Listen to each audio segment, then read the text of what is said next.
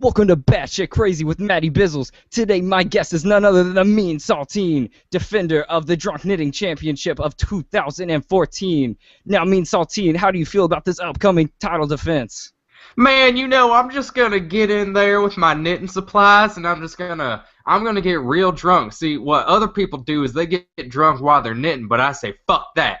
I just bring in my six-pack, and then I bring in another six-pack, and then I bring in a 24-pack of shit beer, and then I get real drunk, and then I knit faster than all those knitting motherfuckers. It's crazy, and I win, and I'm gonna win this time too. I swear to you, I'm gonna win so hard.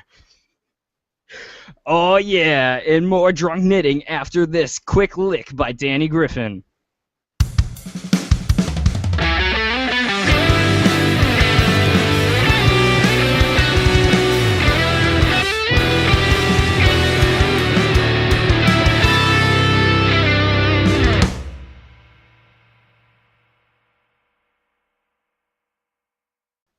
All right, Matt, how's it going? We're in here. We're in here on episode 6 of More Than Sport. In here. Yeah, we're up in this business because they canceled the rest of that interview with the drunken knitting champion, Mr. Yeah. Mean Saltine, or whatever his name was.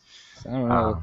Sounds like not some good stuff. Yeah, they called in the backups because we're the backups to that. Yep. I guess I don't know. Drunken knitting it sounds like a thing somewhere, but he sounded pretty redneckish. Maybe it's a southern thing. So, but unfortunately, there's no more knitting talk. We just have video games in store, on hand. On hand, phrases. In store. In store, on hand. Batteries sold separately. Yes. 3 AAAs and 1 AA needed. Or going online. Yes, exactly. All right. Welcome. How was your week? How have you been since the last episode when we talked about things together? Let's see. It's just school. School's tough. Philosophy's a terrible class. But so that's how it's been. How are you? How are you, Brian? Inform us. Before I tell you about me, I want to know. Yeah. So you said philosophy is a class? So, well, as a college-educated man, I had to take some bullshit classes. Please tell me about this philosophy class so far. So basically, I think about two or 3 weeks into the semester, I was forced to take another class in order to keep my scholarship money because I had to keep a certain amount of hours. Yeah, you had to get the full-time status. Is that what it was? Yep. And my only choices were philosophy and introduction to Japanese, which in hindsight, I would have taken that in a second. It was a tough choice, but in the end, I was like, hey, Japanese seems hard. I'm going to take philosophy. And that wasn't the best idea. Basically, what we've been doing is learning about Marxism and Buddhism, and then explaining the similarities. There's not really many. No, between those two. Yeah, that sounds tough. Why don't you try to find 2 more different ideologies than Buddhism and Marxism? Yeah. I mean, it's all about the people, I guess. But well, that sounds fun. Yeah. Yeah, my week's good. That story actually reminded me of my junior year of college. I took a class, and I was in a similar situation where I just needed 1 more class just for no apparent reason. And so it was a study of autobiographies, and we read like 5 or 6 autobiographies. My personal favorite out of the group was Ben Franklin's because he has a pretty good one, and he lived a pretty kick-ass life. He seemed like a very loose kind of guy. He got into some stuff, if you know what I mean. Yeah, according to the always correct and accurate Assassin's Creed series, he was involved with some of those assassins. This is true. So not only did he talk about the assassins that he was around, but he also talked about the ladies that he pulled in with his charm. Yeah, well into his later years, like into your 50s. I guess you're still getting your action on if you're Ben Franklin. I don't know. Abraham Lincoln was the vampire hunter, but Ben Franklin was the lady hunter. Yes, he was. And then so we had to write our own mini autobiographies It was like 10 pages or something. Okay. And the whole time, I just wish that I were Ben Franklin and had a lot of cool stories, but instead I just had to tell like stupid stories from my childhood, which was not nearly as fun as like bagging the lady down the street in my green Dragon Inn or whatever the hell it was. But the one thing I do have in common with Ben Franklin is that I now work in the media and work with newspapers. So shout out to Benny F. Benny wherever F. he is Rest in peace. Up in some space particle cloud banging the women. So, but yeah, my week was good. I woke up every morning and I went to sleep every night. Good. You know who almost didn't wake up one morning this week? Our guest, Courtney Osborne. That's true. He shared a traumatic story where he woke up suddenly in the middle of the night and just I don't know, had with his throat closed. Yeah. So luckily he made it out, and he not only did he make it out, but then just like hours later. Well, I guess it's more than a couple hours since I was at 3 a.m. We definitely don't do interviews at 3 a.m. because that's for damn sure. So like 12 hours later, he did an interview with us because he's just that much of a boss that he says, "Fuck you, death." He stares her right in the eye and says, "Hang on a second, I have more video games to play and talk about." And so that's exactly what he did. He's like, "Wait, Death, I have to tell the people about Final Fantasy Type-0 HD." And that's what he did, and that's what you're going to listen to right now as we float off into the sunset thinking about Benny F. and Final Fantasy Type-0 HD with Courtney Osborne. Courtney, our editor-in-chief, welcome back to More Than the Score. Woo! What is this, like third or fourth time now? This is the third time. We like bringing you back. So I just wanted to let you guys know that I'm actually taking over the hosting duties for this. Basically. I'm on it just as much as you guys. Yeah, you might as well be like an honorary third host because you're on almost as many of these as we are. So yeah. In fact, there's one week that Matt missed an interview, and so you might as well just have Matt's job. Yeah. I'd be fine with that. I'm the guest. Yes. But like, what was it? Last time I said I wouldn't be on for a while, and then it's only been like 2 episodes since then because you guys missed a week. Yep. And so instead of missing 3, I only missed 2. Yep. So we're on pace to get you on for like 30 episodes this year. Well, I mean, this time when I say it, I actually mean it, or I hope I mean it. I probably will not be on this for a while again because I'm not reviewing any games next month since it's the final month of college for me. So like I'm going to be wrapping up all my thesis papers and projects and stuff like that, and there's no way I'm going to have time to review any games. So yeah, I'd have to say those take up the precedent. Yep. As far as your priorities. Plus, whenever you game, you don't necessarily want to be reviewing a game. If you have any time, you're gonna want to like have those like stressed out, like I gotta do something fun moments. Yeah. Yeah, I remember those days. They were blast those last couple months. So best of luck to you. Finish strong, thanks. friends. For sure. But for now, you're here to talk about Final Fantasy Type-0 HD. What's that? You mean the demo for Final Fantasy 15?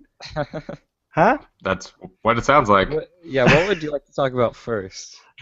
I don't care. What do you guys want to say? What do you want to know? Matt, I'm gonna bequeath most of this interview to you because I've played one Final Fantasy game in my life, and it came out in the mid '90s. So. When you guess that was Final Fantasy 7? It was. Because your friends had it. Yep. But I played this game too, not nearly as much as you since you reviewed it. But yeah, let's start with the demo because I enjoyed the demo a lot, So I want to get your thoughts on just the demo itself. What are you doing, like, to the listeners? Just not what are you doing to the listeners, but to the listeners, what are you doing in the demo? Oh. And, yeah. What kind of dirty things are you doing to the listeners right now, Courtney? Is that why you didn't want to be on camera? Well, I mean, the demo is it's a standalone experience. I assume it's not going to be in the game from everything I've heard. You're a party of 4 male characters who all seem to be good friends with each other. One's like a prince, and your car breaks down at the beginning, and you need to make money to repair the car, which is like 20,000 or 25,000 gil. And so in order to do that, you have to hunt monsters, and specifically a behemoth, a ginormous behemoth, who is a total fucking badass. And it's just an open world area where you can stumble into side quests and things and level up, and it's the demo has a lot going for it. I'm super excited to see if the combat system or the exploration or like the campsite situation, any of that stuff makes it into the final build of the game, because I did really enjoy it.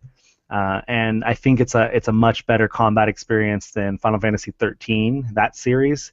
13.3 or Lightning Returns was getting closer to what we wanted with a battle system, but this was really fun, even though it had a lot of frame rate issues. Yeah, I did too. But how you were talking about the big open world. Did you do a lot of exploring, or were you more just hunting for the behemoth? I explored a balls ton.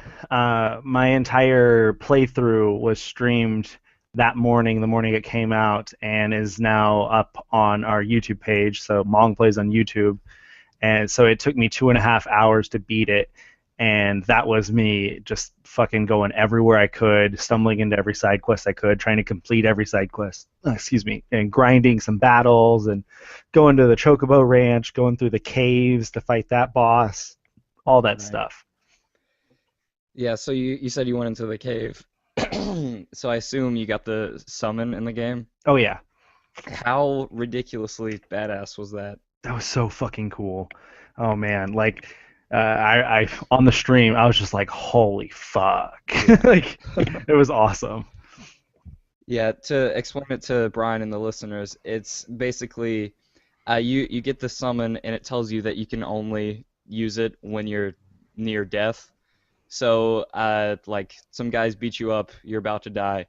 It's just saying hold, I believe it was X, and like the screen just starts, the lights are dimming.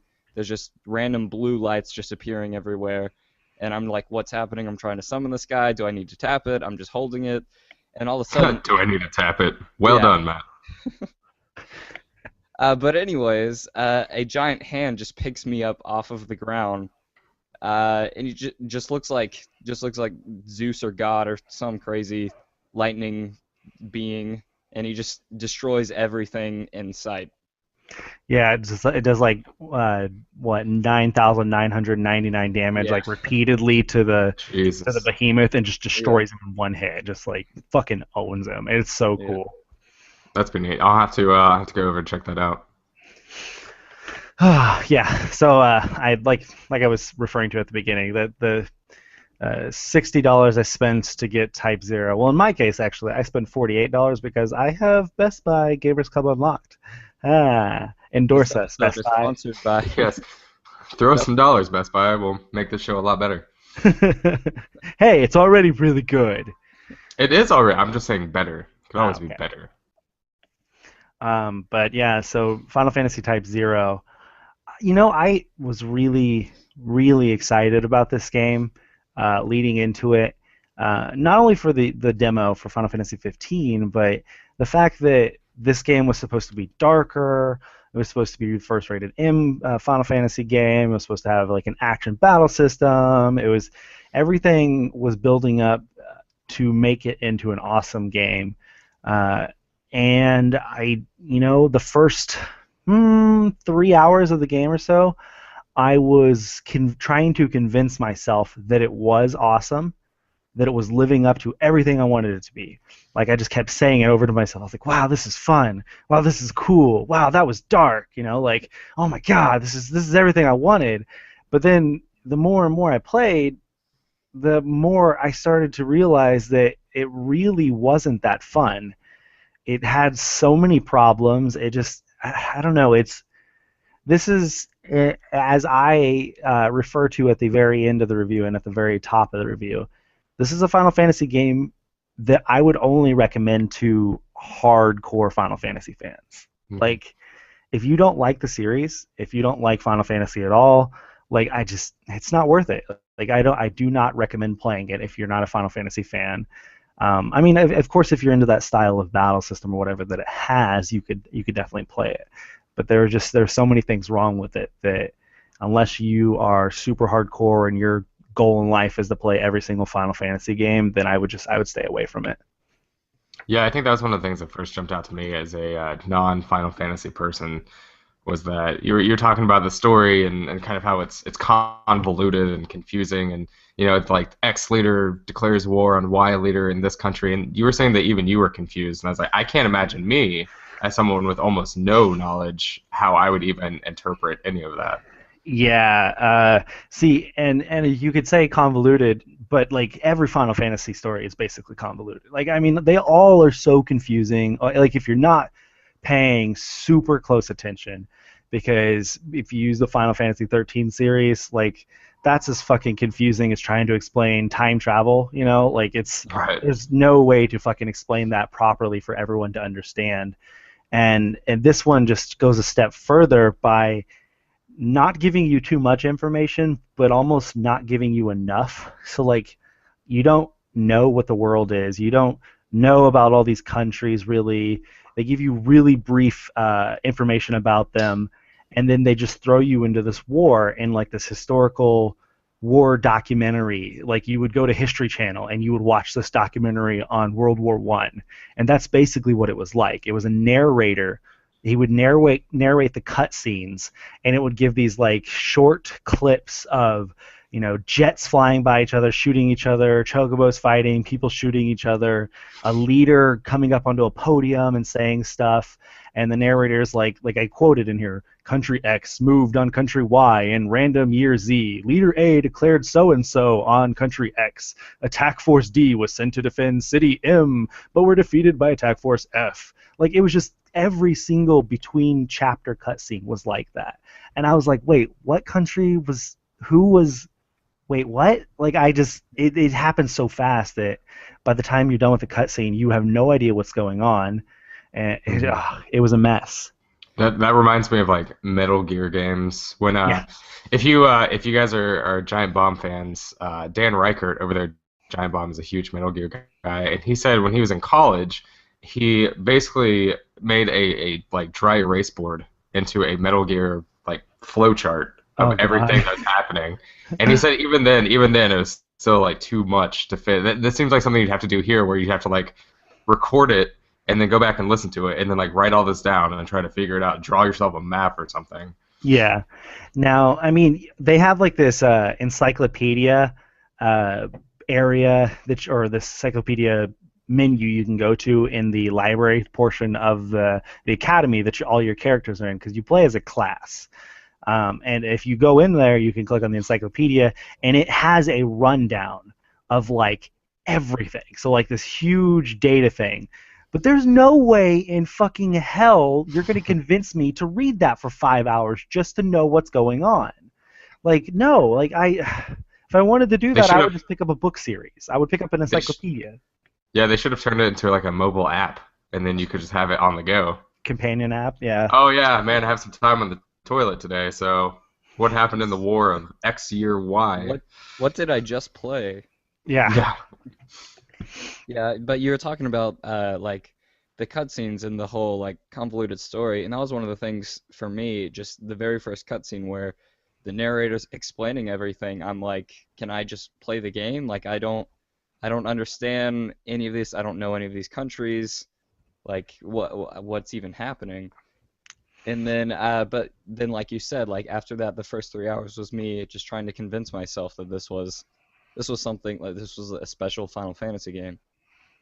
Yeah, it's not all as bad with the story though, because I don't know how far you've gotten in the game, but the premise behind Class 0, the class you're playing as, the 13 members of the class, and then the 2 additional members that join. There's a lot of mystery surrounding them, and it's slowly revealed between each chapter when you get to explore the school and talk to different characters. You get these really short, like anywhere between 10 seconds and 45-second cutscenes where it's just a characters talking to each other or talking to themselves or things like that. And so you get to know these characters a little bit, and you get to know like their feelings, and you get to know a little bit more about the mystery surrounding them. And like that was a much more intriguing story than the overall war. Like the war it's not meant to. I don't believe it's meant to be the main story. It's just meant to kind of get you from point A to point B, which is basically what I took it as. When I was going from chapter to chapter, I was like, I just really want to know what Trey is going to say to, Ace in the next cutscene. Like, I need to get there, like, because the characters are named after cards, and so there's Ace and Deuce and Trey and stuff like that. They're all after numbers, and then you get to the face cards as well. So there's Jack and Queen and King,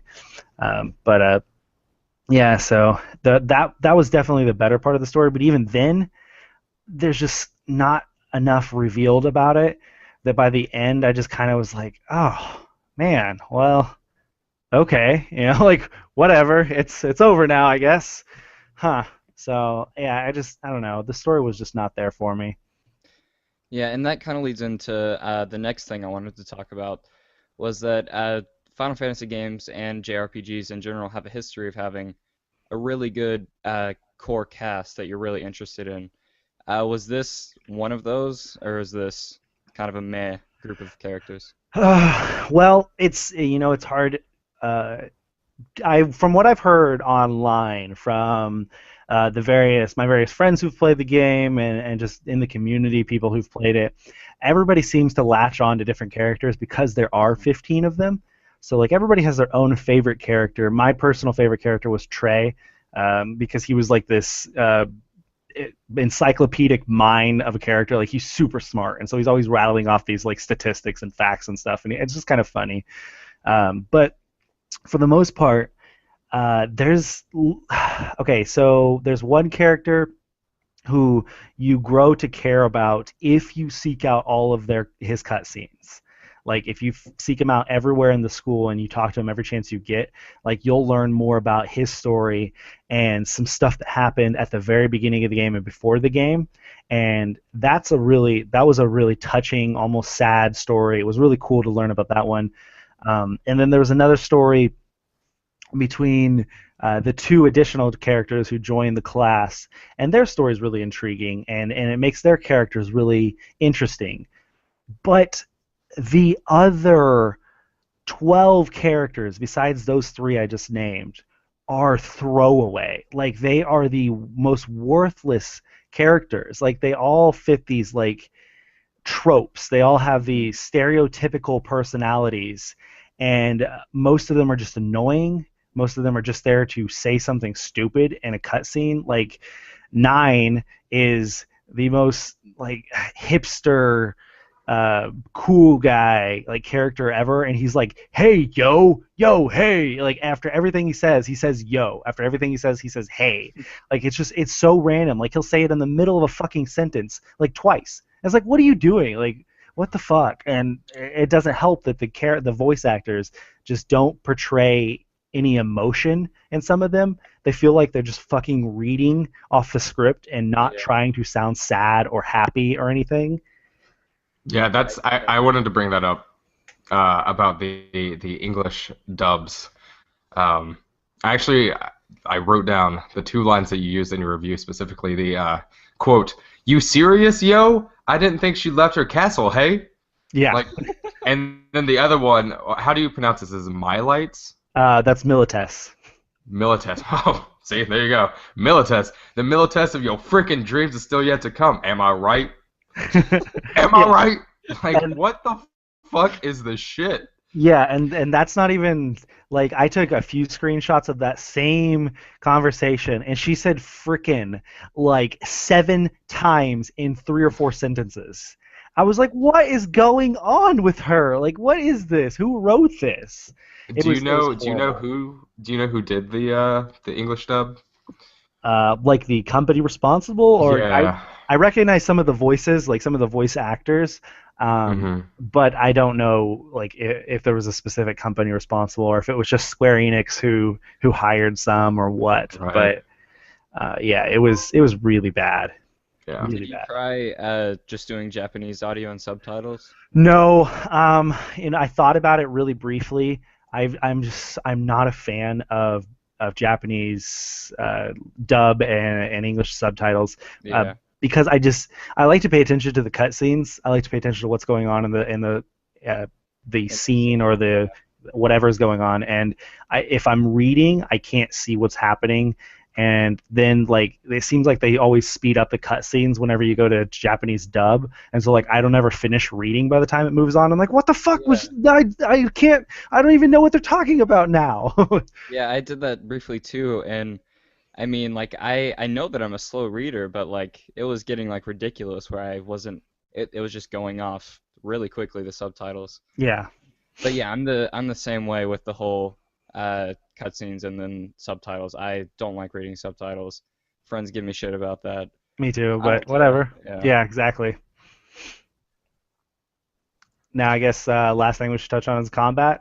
Yeah, Yeah, I that's was that's yeah, I was kind of leaving that for that. Also, you mentioned in the review the graphics, even though it's an yeah, yeah. HD thing, it's not exactly HD quality. No, But this is a really old game. This is from 2011, you know. yeah, and it was on PSP, so it's Right. not like it was a PS3 game that was brought to PS4 or anything like that. It was a handheld game that they up-resed and fixed some of the models. So like the main character models, those were more high definition than anything in the game. So like the Class Zero, they looked gorgeous in just about everything.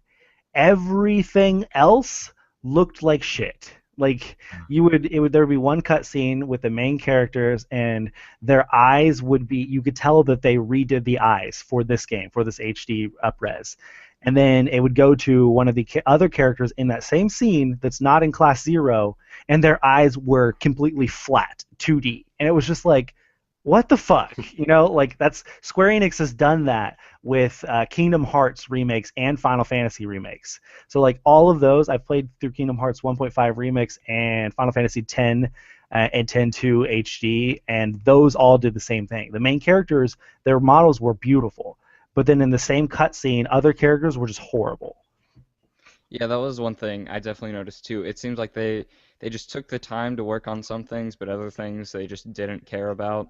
Yeah, It just made there seem like there was no parity between the visuals. So like there would be like these interesting like lighting effects going on, and then like I remember it was like the evil general or whatever. He walks out, and like just all the textures just like on his clothes are just they're just horrible. It just looks like garbage. yep. But then you go to Class Zero, and they have these Yep. golden shoulder pads, and the light reflects off of it beautifully, and it's just like, and then everybody else in the room, it looks like there's no light shining on them at all, and it's like, what Yeah. the fuck? Yeah. So, So that uh, combat. yeah, Yes. the combat system is interesting. It's set up very portable game like, as in like missions. Most missions don't take a whole lot of time, like anywhere between 20, sometimes 10 minutes, sometimes 20 minutes.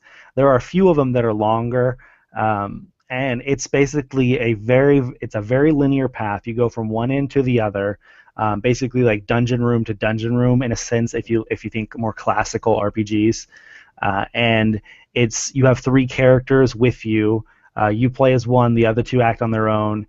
You can swap in other classmates at any time, real time, and if any of your characters die in battle, they're dead for the rest of that mission. So you can no longer use that character, and you have to swap out for another one, which means you have to kind of get used to all of the characters.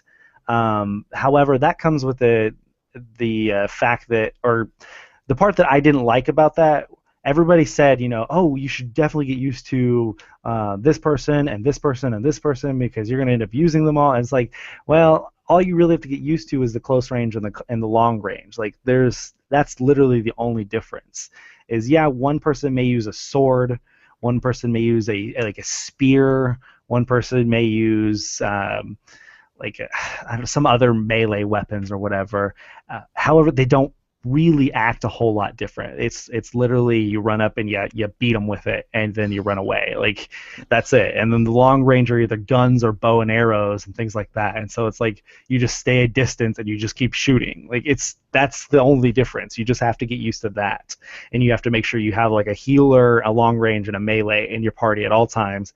Otherwise, you can get fucked over pretty quick. So did you have a favorite character to play as, or since most of them felt the same, it didn't really matter? Like I was referring to earlier for the personality, I liked using Trey the most. But like in terms of combat? Yeah, I felt that it was much more beneficial to use long range characters in this game than it was to use melee weapons. It just they could when the kill site like this battle system is after the character attacks, this little reticle comes up on them, and it's called a kill site. And if you can hit them during that, it instantly kills them. And it was so much easier to do that with a very quick bow and arrow shot and just take down multiple enemies as they're rushing you, and that way you don't even have to worry about them hitting you or whatever. And so like what I did was I power leveled my party, and I just used Trey for like the majority of the game. And if I wasn't using him, like there's a few times where you have to split up the party, I would use Ace because he was another long range character, and I liked his card attacks. Like they were just about as quick as Trey's bow and arrow. It's all you, Matt. This is all you. This stuff is all out of my realm. These aren't my bag. There's not a whole lot left to say about it other than like this battle system is all about being quick. It's all about dodging. Like when you get to the boss battles or some of the mini boss battles, they can kill you very, very fast, even if you're 20 levels over them. And so what it is you want to level up. You get these experience points every time you level up, and you can upgrade different abilities and things like that. And you can upgrade your dodge. And you could do that like 3 or 4 different times to where you can dodge quicker and more consecutively. And that I honestly recommend everybody do that because you will be dodging more in this game than you ever have in any other game. I got the trophy for like 500 dodges like within the first few hours. It was ridiculous. And well, there you go. Just some of the bosses are so fast at attacking that you just constantly just have to keep clicking dodge, dodge, dodge, dodge, dodge, dodge, and as soon as their kill site pops up for about a second, you have to instantly attack and then go back to dodging. Like it's a very, very fast-paced battle, which I some people will love that. Some people really like the high-intensity fast battles, and it wasn't bad. It just wasn't great. Like it wasn't extremely fun, and eventually it just got to be this repetitive, okay, I'm just clicking the dodge button 1,000 times and attack, dodge button 1,000 times, attack, dodge button 1,000 times, attack. Like it was just repetitive by the end of my 20 hours of playing it. Mm-hmm. There you go. Hot combat tips from Courtney Osborne in Final Fantasy TYPE-0. Well, we've come to the point where you have 60 seconds to give us your overview, your summary, everything we didn't talk about. Well, like I said before, I honestly wouldn't recommend this game to a casual RPG fans or anybody who doesn't really like Final Fantasy. Like, there's nothing memorable about this game other than the Final Fantasy 15 demo. And 3 years, whenever that finally comes out, I'm going to look back and I'm going to be like, hey, I remember buying that demo, but I am not going to remember TYPE-0. Like, it's just, there was nothing there. Other than that sad opening cutscene. There's just really nothing to grasp onto. This game, I kind of laughed at people whenever they first started talking about it that, oh, this game is wonky. It definitely should have been on Vita, not on PS4.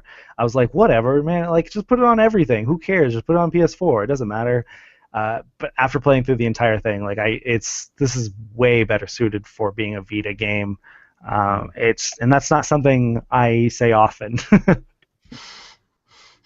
It's something I wish more people would say often. There are so many games that come out on PlayStation 4 now that I'm like, this would be great on Vita. Like some of the smaller, like PlayStation Plus, like indie titles and all. Yeah. It's just like I just want everything on Vita. Damn it. It's good that we're getting more games on both consoles instead of just one or the other. That's true. That is the big point. But we'll save that conversation for another time. For sure.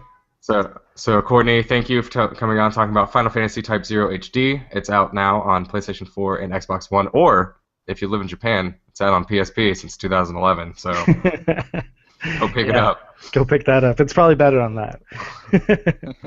And you don't have to hear the horrible English voice actors. Right. Oh, that's too bad. They're missing out on the true Western experience, though. Yo. Yeah, all the heys and yos and the frickins. It's frickin' awesome, yo. Thanks for having me frickin' on the podcast, guys. It was awesome, yo. Hey, yo, Courtney. Yo, thanks for being here, yo. I love it, man. You were whack, yo. Monk. All right. Before this gets out of control. All right. See you, Courtney. Later. Well, now that Courtney's done talking, Brian and I also reviewed some games this week. We did. You can read about, or you can just sit right there and listen to us, because we'll kind of talk about that in ways with our mouths and tongues and occasionally teeth whenever we have a T or an S, you know, those such letters that involve using your teeth. Sometimes you get those low sounds like the L from the back of the throat, and just oh man, we should have a little linguistics class on More Than the Score sometime. Or just have a linguistics podcast every week, a new letter. Yes, A to Z. It would be called A to Z. That would be the name of the show. And then we'll have the Canadian spinoff, A to Z.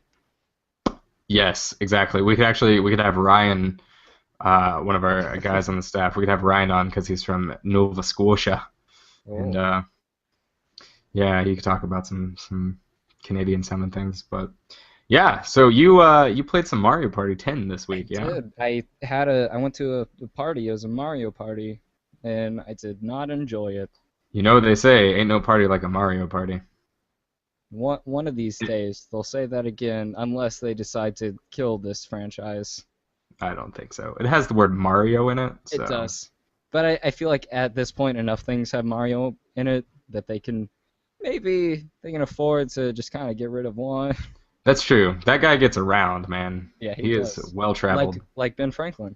Mario and Ben Franklin, kindred spirits. Ooh. That's going to be the name of my autobiography. And your game is, of course, LEGO Ninjago Shadows of Ronin, I believe. Shadows of Ronin. This is true. I did play my first Ninjago game. I had nothing. I could tell you nothing about Ninjago a week ago, which was probably fairly obvious on the podcast. So that answers some questions already right off the bat. Brian is not a Ninjago fanboy, so we can tell that this is unbiased. It's going to be a very objective, straight, shooting facts from the hip, real fast, right at you, right at your face. Pop, pop. Exactly. So let's talk about Mario Party first, because I don't want to end on a sour note, because it sounds like you didn't like the game that you played. No. So let me ask first. Describe to me the sessions and the times and who you were playing with, maybe not in detail for their personal privacy, but paint me a portrait of your Mario Party experience. Yes, so I had rounded a couple of my friends, pretty much my only friends, sadly, in these days. Not sadly. A couple's all you need, man. A couple's all you need. But a friend of the show and writer of the intro, Danny Griffin, he played with me, as well as my friends Carson and Corey, and gathered around the Wii U to play some Mario Party. And this time it's different. They split up the game into Mario Party mode, Bowser Party mode, and Amiibo Party mode. And so right off the bat, they throw some new ideas at you, which I guess they're welcomed, but they're not executed very well, like at all. Some of the big complaints with the Mario Party series in the past is that it's just a game of luck and chance, and like you'll be playing, you'll be doing good in all the mini games, and you get to the very end, and someone who landed on the most turquoise spaces, they win because they landed on the most turquoise spaces. Just a bunch of, it's just bullshit that makes no sense.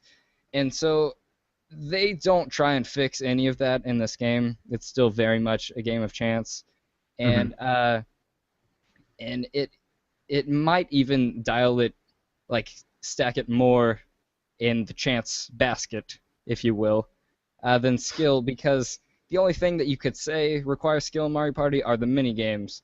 And in this game, we were all quite outraged. It doesn't make you play a mini game after every round like the old ones did, but it's just when you land on a space. So basically, you can go through an entire session just rolling a dice and progressing through the board without playing any mini games. Yeah. That sounds pretty terrible. If I just wanted to roll dice, I could just walk down to my alley. Yep. You know what I'm saying? If I want to roll dice and play some Brian's on the streets. It's what happens when you move to New York. You'd be surprised how often you see dice games. For the record, I have not seen a single dice game, but maybe that's because I haven't played Mario Party 10. So. Oh, right back to it. We went sidetracked, then we went back on tracked. That's the new podcast. On track. Starting on track. But anyways, back to it. But there is, in one game mode, the Bowser Party mode, they do try and fix some of the balance issues in terms of chance, and not in a good way at all. Basically, the premise to Bowser Party is Bowser is really upset that he hasn't been in any Mario Party games. He never gets invited. So he's. Do they explicitly say that? No, but that's how like the promotions and how it's been like advertised. Yeah, and so he's going to get revenge on them by playing an insanely unfair game where he basically wins. So the first time we played this is the only way you can play 5-player in the game, and the 5th player plays with the Wii U gamepad. And so that was me the first time, and I was just having so much fun, just beat up on all of my other friends. Because what happens is they all roll a dice, and they're all together, roll a die, and move forward through the map, and then like, okay, their turn's over, like no minigame, no anything exciting. They can get like some hearts for longer life and such things, but it won't matter because I get to roll like 4 or 5 dice at a time, catch up to them instantly, which triggers a Bowser Party minigame, and literally, I'd like to say every Bowser Party minigame is everyone just trying to run away from Bowser in some capacity. So, the first one we played, everyone's in a little train car on rails, and it's in a circuit around Bowser, who is me, and they just kind of run around, and I have a giant's mallet, and I just hit them over the head with it. And it's just insanely easy. I just have to point in the right direction and hit them, and like there's like momentum. It just stacks all the odds in Bowser's favor, even in the mini games. Yeah. So, how many times did you play Bowser mode? We played through it once, and then we played like one round of it, a board, and then we went through like the different mini games and played some of those afterwards.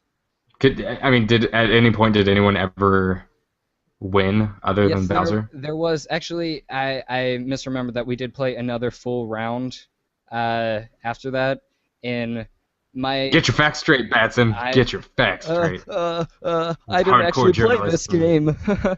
No. Why are you sweating?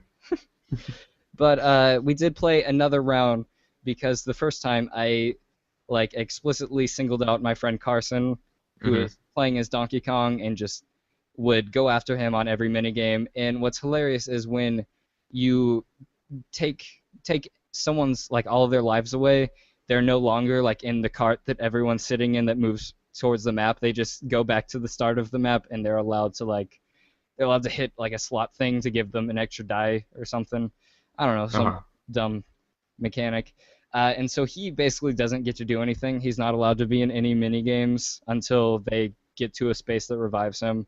And so he was really pissed off for that entire session, because every time he would come back, I would just send him back to death. So we were like, okay, like it's very easy to win as Bowser. Here you go.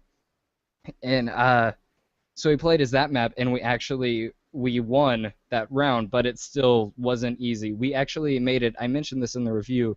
We make it to there's a place where it's like the final stretch where you're almost to the end, and all you have to do in Bowser Party is survive when you're not Bowser. And we're at the final stretch, and then Bowser Jr. pops up, and he's like, "Hey, Dad, would you like some help?" That's how Bowser Jr. sounds for those who don't know. Okay, that's And convincing. and so he's like, "What do you?" He's like, "What do you want?" And then he it like does a little slot thing. He gets to choose like what thing he got. So he gets like 3 extra dice or something. And so like he rolls, and then it doesn't catch up to us. So Bowser Jr. is like, "You want to roll again?" And we're just like, "Are you serious right now? Like you're just like this is kind of cheating." But Bowser and Bowser Jr. don't care. And he ended up he caught up to us, but the thing was that if one person crosses, then everyone wins who isn't Bowser. So we were still able to make it. Right. Yeah, They should rename that "fuck you" mode. yeah, or just like beat the shit out of your friends mode. Right. Yeah, Oh man, that I wish I could lie and say that that sounds fun, but that doesn't sound fun at all. Unless you have one player. I will say this. I could see it if you have one player that's never played before, and maybe that would give them more incentive because you wouldn't have to be as skilled in the minigames. But then again, it sounds like minigames aren't that difficult, so. no, they're not. There's like over 70 or over 70 of them, and we Hmm. played a majority of them. And you basically have like set mini games. There's motion mini games, which are either like one of them is golf balls will pop up from Mario Golf, and you just have to swing the Wii remote faster than everyone else to hit it for most points. Sometimes a bob bomb pops up. Don't hit that because it'll Yep. blow you up. Right. And As then they do. yeah, and then like another one was like everyone's on an oversized beach ball. You got to balance using the Wii remote. And just so it's just a combination of like balance and how fast can you swing the Wii remote, and then pretty much all the other ones are like select. We're gonna shuffle some cards. Select the right one to shoot a bullet bill at this fat hammer bro, and another one. So it's they'll like twist things like that. Like this will shoot it at a Yeah, fat but hammer. I mean, no matter how bad this game is, at least you got to Yeah, say the sentence that you just said about shooting a what? a bullet What? bill. Shooting a bullet bill at a fat hammer, bro. Yes, You find me one other video game that can make you say that sentence. this is true. But yeah, and then but like what was one of the most laughable things in the game is we would play like a couple of mini games where all you were doing was just like running away from something that would hurt you. Like there was like a cliff, and then there was these big block guys, and they would like slide out, slide in, almost like the TV show Wipeout. Like you're just trying to stay on there Hmm. longest, and and the only thing you could do is move, just right and left, and that was the only mechanic in the game. And then we played like a couple more that were just like that, and then we played one more, and it was the same thing except you were able to jump, and we're like, oh, finally some ingenuity. You can now Right. jump in this minigame. Jumping. Yep. Yep. They Yeah, added that. They added that to games a couple years ago, I think. The yeah, jump mechanic. yeah, So it's good to see it catch up in Mario Party. yeah. The Mario series in general is just lacking in jumping. Yes. They really need Not to not a fix it. whole lot of jumping in that one. No. So finally, out of all the Mario games, Mario Party 10 got it right. But Yeah. so there's one more mode. Do you want to quickly Yes. explain Amiibo So mode? yeah, Amiibo Party is it might be it's hard to say that it's the best way to play. It might just be like nostalgia because it plays the game just like the old Mario parties, like the 4, 5, 6, the GameCube, and Hmm. like Nintendo 64.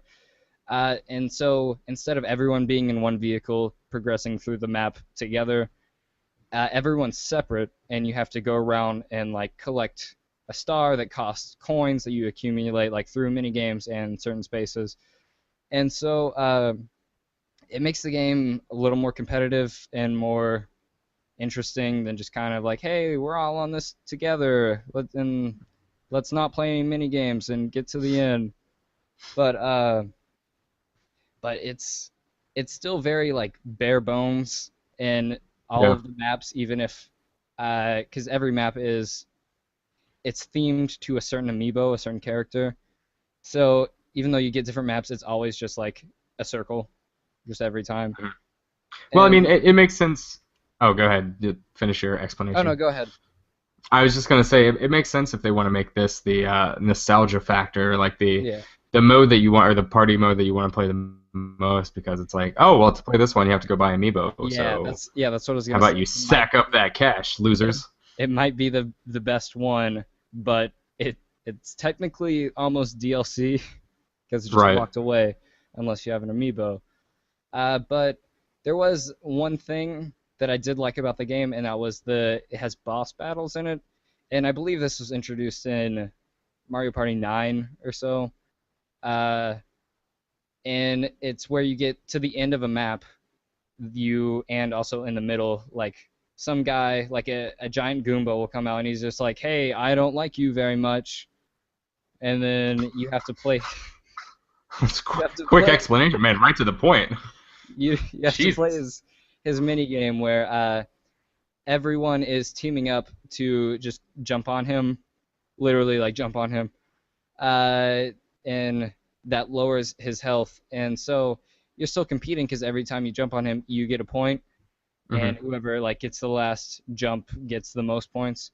And that one doesn't sound exciting, but a lot of the other boss battles are exciting, and they're the only good mini games in the game. Hmm. It's kind of confusing how they do this whole boss battle mini game thing. Like, this is a mini game, this is a boss battle. Boss battles feel like mini games, but they're not. They have Right. a boss in them. Right. Uh, but there was the one that I talk about in the review is it's on King Boo's. Of course, King Boo. You're familiar with the character. Yes. I can see that Yes. look in your eyes. You're so excited. King Uh, Boo. but and it's tailored towards what map you're playing. So we're playing his map. We get to the very end. He's like, "Hey, I don't like you very much." Common theme in this game. People don't Yeah, like is it. that just something that I mean, they have like no reason to dislike you at Yeah. this point, right? I mean, like, what the hell? And so he kind of like floats off over like this lake or some eerie place because he's a ghost and ghosts are eerie. Right. And Hmm. I bet it's dark outside too. it is very dark outside. Yeah. And of course, his weakness is flashlights. So you and everyone again are teaming up to take him down, and there's crates that you have to platform across. But what you don't know is that little boos haunt some crates, and they kind of show you that, but then they shuffle them. So it's memorization again, but they put in platforming where you're jumping across and you have to pick like the best path to get the best flashlight because certain flashlights take away more health than others. This sounds horrible.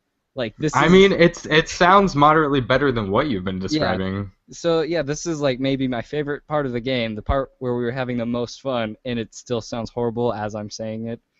Right. This part is genuinely not bad. Uh, but the rest of the game It's fair. is yeah.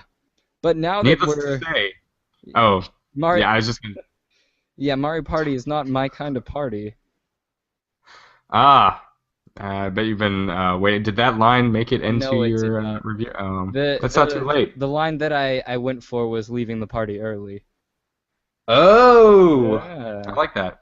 That's pretty good. I I also haven't. I also considered it's my party and I'll throw the Wii U down the stairs if I want to. That's also But very I felt good. that was a little too wordy. Yeah, it might be a little long for Yeah, those, but it still worked. I mean, you could have fit it in there somewhere. could have fit it in. You'll cry if you want to, or just throw your Wii U downstairs. It's a Yeah. tragic waste of money, though. Well, Should probably hold on to your Wii U. There are better games out yeah. there. Needless I'll to just say, though, I'm pretty sure you what scored is a this in. better game maybe is LEGO Ninjago Shadows of Ronin. Well, you can't play it on Wii U, so No. Well, so uh, I won't need it then. yeah. But you can play it on 3DS, I believe. Oh, okay.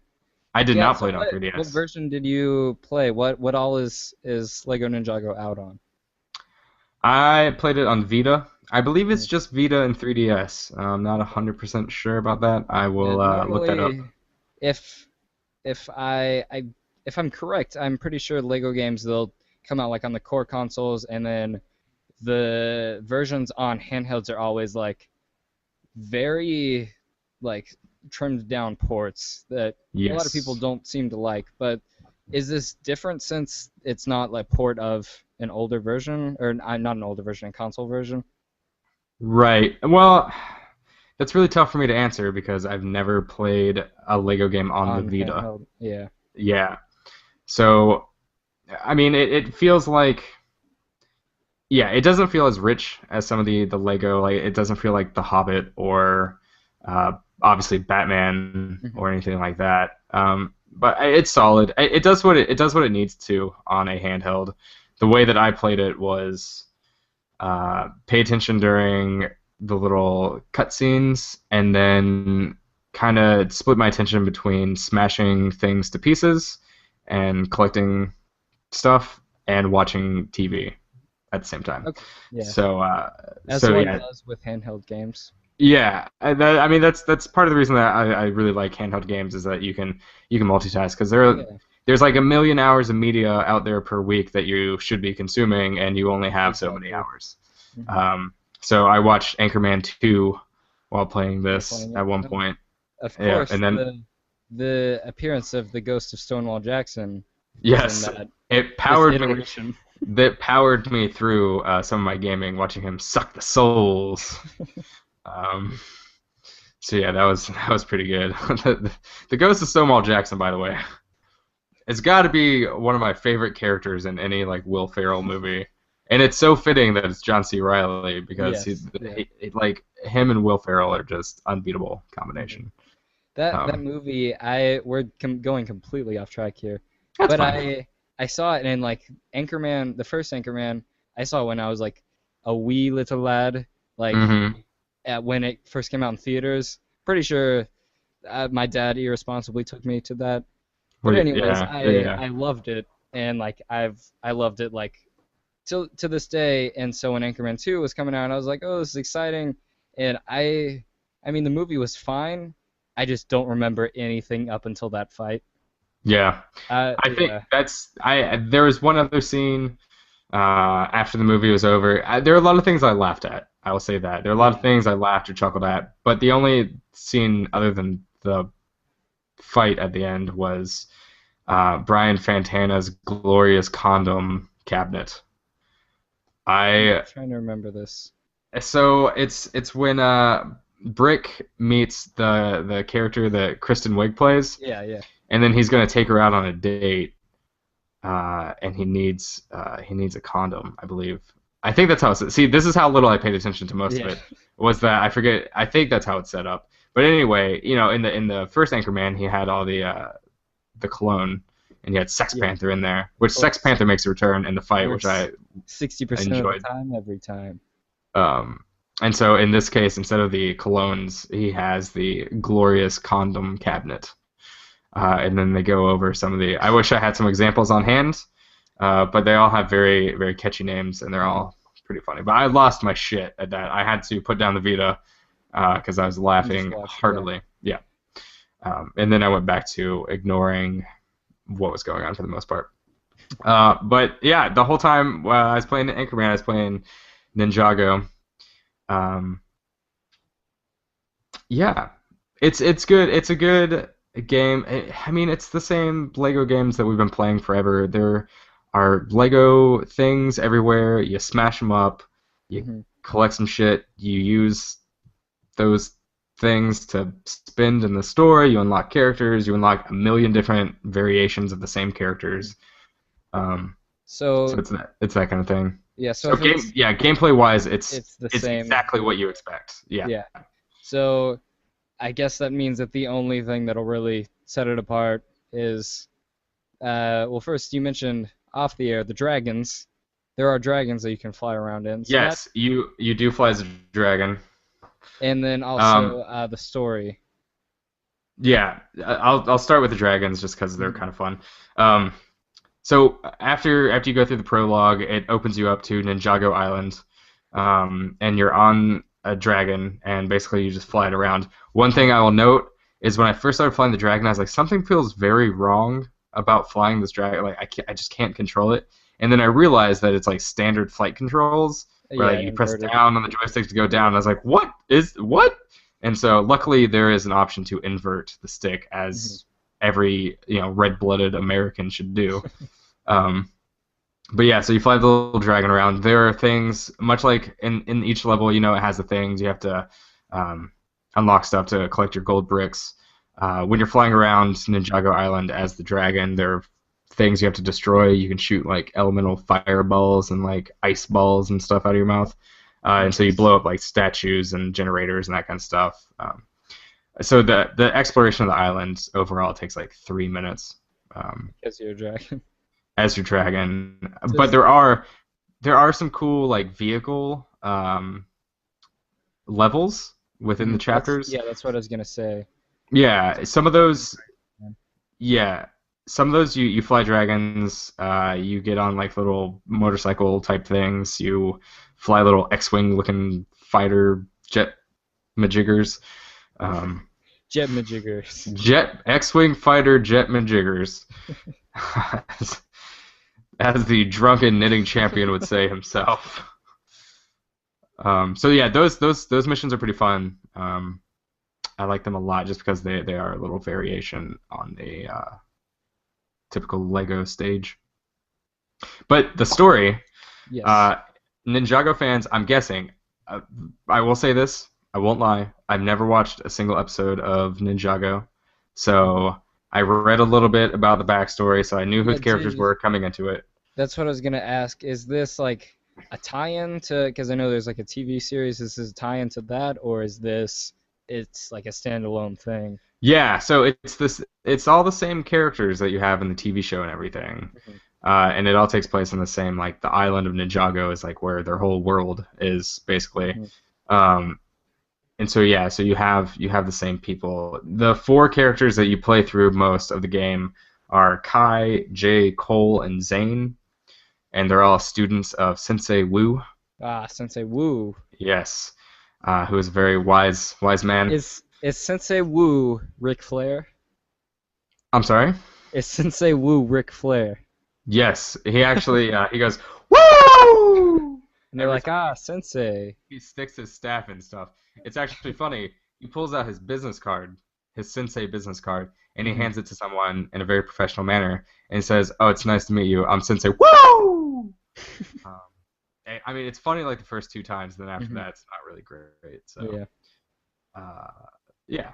So that's Sensei Wu. He is Ric Flair is in this game. There are no like power moves though that you can do with him. You can just throw your staff around and then beat people with it. So. But what happens? The general gist of the story is that Ronin, this bad person, as you can tell from the title, he comes and he steals the memories and powers of those 4 characters I mentioned earlier, and basically you spend the rest of the game retrieving obsidian weapons for each of the characters, and so they go to different worlds because they all represent they represent 4 different elements. Okay. Blah blah blah. A typical ninja shit. Yeah. So you get your. I've seen this anime before. Yeah, you. Exactly.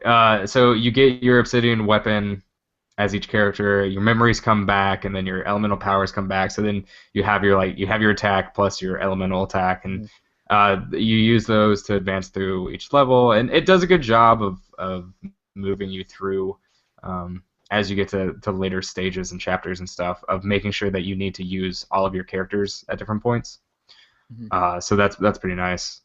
But yeah, it's a tried and true formula. It's nothing. The story's not groundbreaking. The gameplay's not groundbreaking. But it's just like when you buy this game, you know exactly what you're getting. So it's pretty solid in that case. I have one off-topic question and then one serious question. Which would you like first? I'm gonna go with a serious question first. Okay. With the obsidian weapons, is that like an actual thing does that change gameplay at all with combat, or is it just your weapon looks different now? Yeah, your weapon just looks different. You're Oh, not particularly stronger. okay. Yeah. And then the Yeah. other question was, how ridiculous and crazy would it be if a Lego game just had like just this groundbreaking like journey quality story where it's just everyone's just like this emotional thing. I mean, I don't know what I was expecting, but Yeah, as soon as I turned on the game, and within like 10 seconds, you get that terrible, terrible like Lego humor. yeah, yeah, And you're just like, man, I wish I were like 8 years old right now because this would be so much more bearable. yeah, I wanted someone to drop like an F-bomb and just like, fuck, Ronin stole our powers. Now what are we gonna do? Well, we're probably gonna die because it's the end of the world. You know, like it. They never lose their humor. Sensei Wu / Ric Flair is the only one that ever has any like strong like sense of the gravity of the situation yeah, and that kind of thing. And so, I mean, it's just like it's lighthearted. It's Lego. yeah, So yeah. what are you gonna It's what do? you'd expect. Yeah, but Ric Flair is a good addition. So With like Lego games in the past, as everyone has, I've played some of them, and I'm to the point where now I'll only be drawn in if it features like a cast of characters that I like. So like the Lego Batman game, mhm. I'm a huge DC Comics fan, so I'll play around with those for a little bit. Does uh, would I have like any urge to play this game? No, I mean, unless you're a Ninjago fan, which Yeah, it seems like there are plenty of. I didn't realize how big the Ninjago world was, and like the physical Lego sets and stuff are all pretty popular, and they have multiple seasons of shows, and I think they have like at least one movie, hmm all sounds about right. animated stuff, and so yeah, Ninjago fans are gonna love it. It Yeah, seems like pretty true to all that stuff. Um, but if you're not a fan, then yeah, probably not. I mean, there's nothing really to like latch onto. The the humor's terrible as you would expect, and everything is very baseline Lego action. With that said, though, if there were a really good sale like they have on Lego games every so often, yeah, yeah. and you just had an itch and you played the Lego games that you're interested in, and you just wanted to play a Lego game, I wouldn't say no to it. I would, you know, if someone were to say, "Should I play this game?" I'd probably say, "No, you shouldn't seek it out." But if someone were to say, "Hey, I'm thinking about buying this," uh, do you think like it like I have a 1% interest in playing this game, then I'd say go for it. 1% is enough. 1% is enough because yeah, you're just smashing stuff, and it's a great game if you like trophies. If you're a trophy hunter, it has pretty easy trophies. Like I beat the game in 13, 14 hours, something like that, and I wasn't especially like rushing through it or anything. So it's not a long game by any means, but it takes forever to get all the collectibles. So And I got no trophies for Mario Party 10. yeah, because I Nintendo did. is living like it's 1994. I did get Mario Party points. I don't know what those are. So uh, they have an in-game currency every time you just play a game or something. Like you finish a session, they're like, "Hey, you just got 198 Mario Party points." They don't What explain did it. what do And they do? it like for a while we were just like okay, and eventually we were messing around like in extra settings, and then there's a shop where you can buy like there's two characters you can unlock, and like the other things are just like music and stuff for a photo mode, and Oh, you can cool. buy that with Mario Party points. So That's yeah, kind of interesting. yeah. The I mean, that fun that reminds fact. me of the what is it, the Uplay points, where it's like, Oh yeah, yeah. what is the actual point of any of this? Somehow they carry over between games, They're but like, they're like, oh, now you can get Ezio's new cape in this Assassin's Creed. yeah, you can spend it on like a super awesome car and the crew because we're Ubisoft and this is what we do. Yeah, capes Please and buy our cars, games. We'll and then go finish them climb a later. radio tower. I wish Ubisoft would change their tagline for like Ubisoft, go climb something, specifically radio tower. Radio tower. Oh Uh, man. Yeah. Do you have any more questions about Lego? I haven't written my review because I just finished the game earlier today, so this is more of an impressions thing because I don't have like Your thoughts? concrete thoughts yet. I mean, I took notes on it. I will say one thing: it froze one time, but Ooh. I have a feeling that that was a Vita thing and not Yeah. specifically a Ninjago thing because I am a like suspend resume player on Vita. Mhm. You know, I never turn it off. And so I think I turned it on and off like 6 times in like a 15-minute span, and then it froze when I was going to the character select wheel. So I will say that. So I mean, I don't blame that on Ninjago though. I blame that on the Vita because it's a terrible handheld system that Sony should abandon completely. Just kidding. Um, But one thought that just popped in for the Ninjago fans, does it do a good job of fan service? Like, how many characters are there? Because Lego games can have like a ton.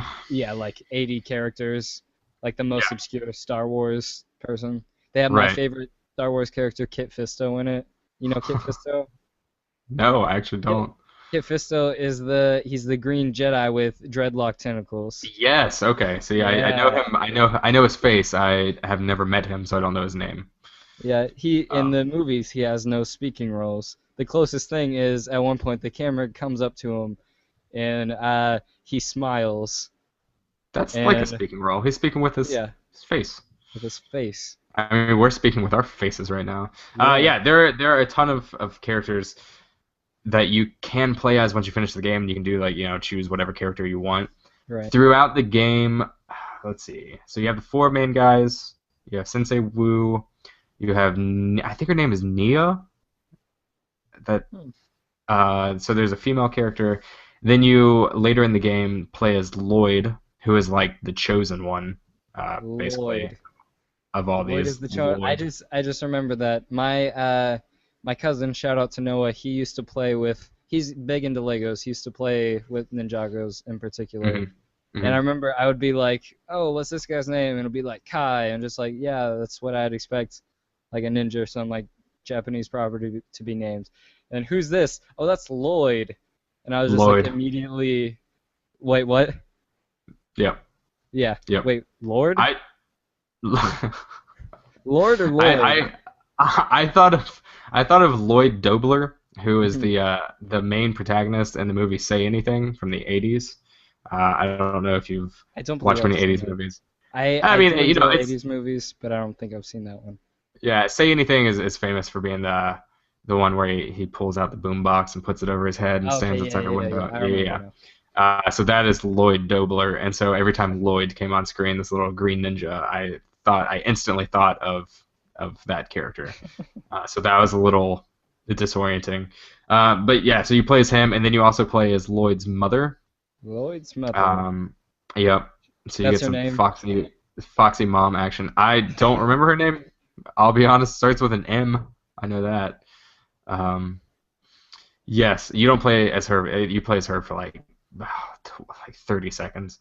Hmm. Um, so yeah, so I don't know if that's a lot. I mean, I don't know how many characters are in the series, but it seems like in the series, from what I've read, uh, those guys and girls pretty much make up the majority Yeah. of characters. So maybe that's fan service, maybe it's not. I don't know.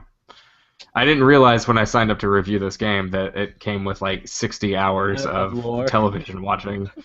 Yeah. So we're just gonna take a pass on this one. But All right. yeah, Well, I think we've covered everything with our respective games, and maybe we yeah. can The wrap the it. yeah the reviews should be yours will be up tomorrow, Yep. aka today when you're hearing this Monday. Is up right Um, now. Listen to it's it, up. and it's there. Yes. And then if you're listening to this Monday, then mine will probably be up the following day. It should be up Tuesday afternoon. So you can read about it, or you can just listen to this again because pretty much everything I said is going to be in mine. And I read yours already, and Hmm. so it's basically word. You basically read word for word your review, which I think is pretty shady, but whatever. Well, it's still fresh in the brain. They're That's they're the raw ideas of Matt Batson. Matt Batson. All right, Matt Batson. Let's wrap this one up. We'll wrap it all up. Yeah, yeah. So in review, we talked about video games today. And we talked about them with editor-in-chief Courtney Osborne His third time on the show. We talked about that also. How in he's been on a ton. the Third Timers Club. Yep, he's all alone.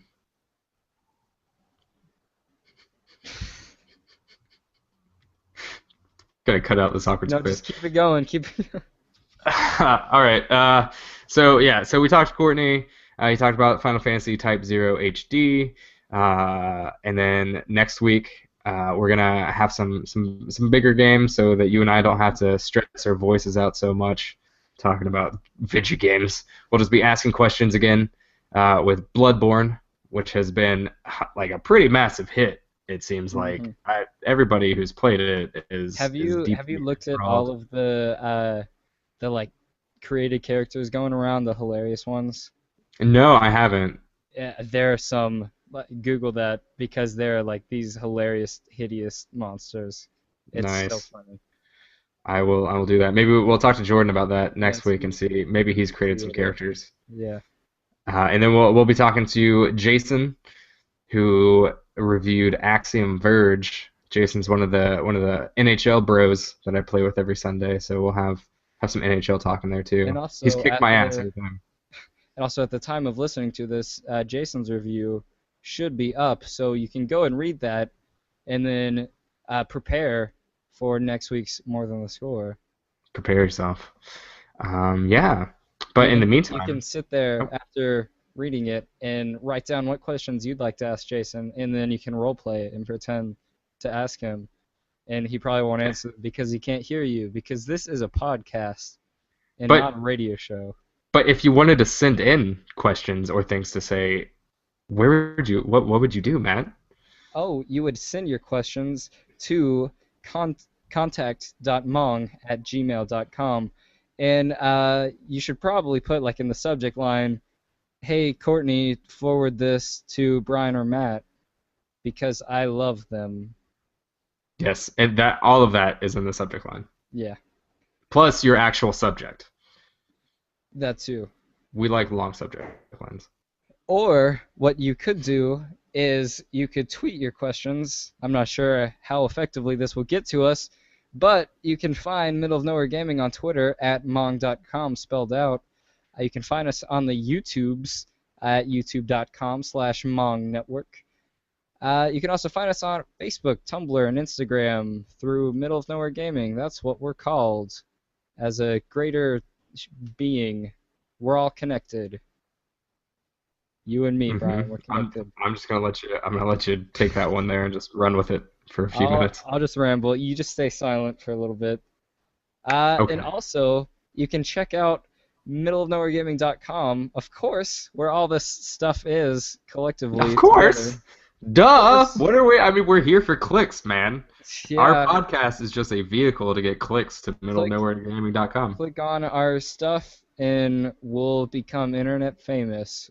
And then all of the princes in foreign countries will be asking for our social security numbers.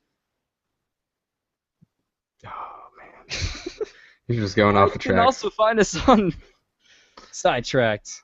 This isn't no, because sidetrack implies that you're still on a track. It's on just a track. So this is off the tracks. This is off tracks. Off tracks. But hosted by Matt Batson. On Twitch, you can find us and Brian specifically on Sundays at Mom Plays, and on the Twitters. Wait, let me stop you. Let me stop you. Stop me. Stop. Stop the recording. Don't over. Stop the recording. No, we're still going. I have something to say. Today was the first day that I've ever won a game in NHL 15 against Jason or Ryan. Thank you. Woo. Thank you. That's what it sounded like. I apologize to Ryan if he's listening. I'm really sorry. If he's not listening, then I don't apologize. But I got a little excited. It was tied.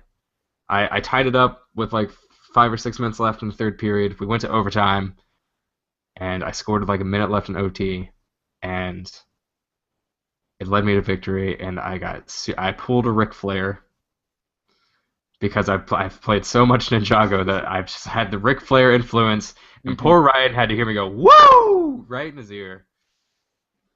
But that's pretty exciting. I won a game. So what I'm saying is next week, if you tune in on Sunday around 10 a.m. Central Time or 11 p.m. Eastern Time, you can find me defending my win.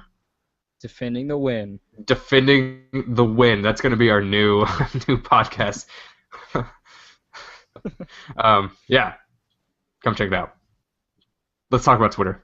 Let's talk about Twitter. You can find me on Twitter at _Batson. You can find our guest of today, Courtney Osborne, at Osborne_2000 and what, Brian? 9. Yes. Correct. 9. We also would have accepted upside the second down one, 6. The second one was 9 as far as 9 like German no. Okay. I was just saying, okay. yeah. 9. 9, 9, 9, 9, 9. Everybody remembers that. Yes, everybody remembers. Do you remember what movie that's from? Because I just remember all of the YouTube videos. It's like, oh man, what was it called? Hitler hates the VMAs. What was it called? Like Downfall or something? That was like the English subtitle. Gosh, I don't remember. Hang on, I'm Googling it. I'm Googling it really quick. Yeah, Downfall. It's called Downfall. I was right. Score 1 for Brian. I think it's English subtitles though, because it's all in German. Yeah. That's what I was saying. Everyone just like, it's everyone. If you're listening to this, you've seen a YouTube video where Hitler is ranting and it's in subtitles about, I don't know, Kim Kardashian, whatever kids like, and he's just really upset about something. But yeah, it's from a movie that no one watches anymore. If you do, supposedly it's really good. Sorry. I'm not trying to offend you. Yeah, I don't know. Supposedly it's really good. I might watch it sometime. But back to Twitter, you can also find Brian, who is at El Padre Oso.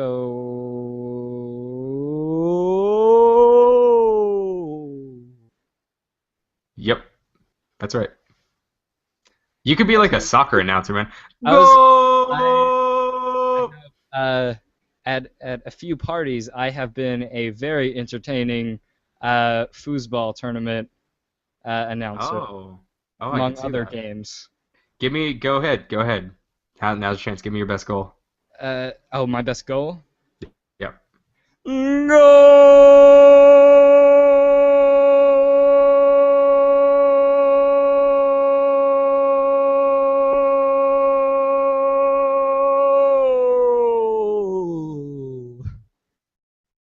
Through the magic of editing, I will now make that 12 minutes long. Go. Please do. I mean, if you've ever wanted a YouTube video of yourself saying goal for 12 minutes, it could happen. That was good. You're invited to all my football games. All right. Score 1 for Matt. Yes. No, well, 1-1. You scored. Didn't you score 1 last week? You're up like 2-0 now in our figurative game of points. You scored 1. Did I? You said score 1 for Brian with the. I don't remember. You definitely. The downfall thing. Yeah, because the title.